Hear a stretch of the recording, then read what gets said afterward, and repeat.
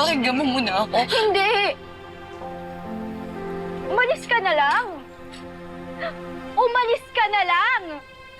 Tigilan mo na lang kami! Ang susunod na programa ay rated PG. Ito ay nangangailangan ng patnubay at gabay ng magulang para sa mga batang manonood.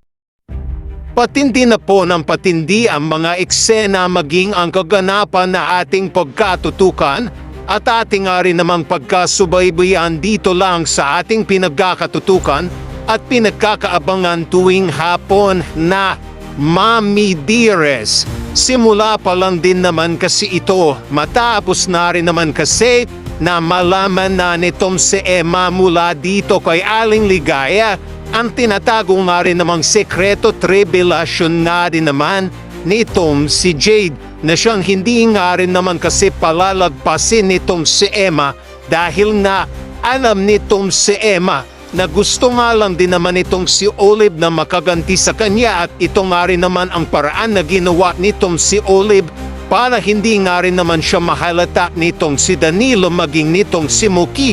Kaya magiging dahilan na rin naman ito at daan para ito nga rin naman kasing si Emma ay hindi nga rin naman magpapapigil at nang malaman nga rin naman niya ang totoo mula dito kay Aling Ligaya sa pagkakaligtas nga rin naman itong si Flor, dito nga rin naman sa ginawa nitong si Olive dito kay Aling Ligaya, hindi na nga rin naman maitatago pa nitong si Olive ang katotohanang alam na nitong si Emma ang totoo. Kaya dito nang magharap na itong si Emma maging itong si Danilo ay hindi nga rin naman naiwasan nitong si Emma na maging emosyonal dahil nga rin naman sa nalaman ito mula nga rin naman kay Aling Ligaya.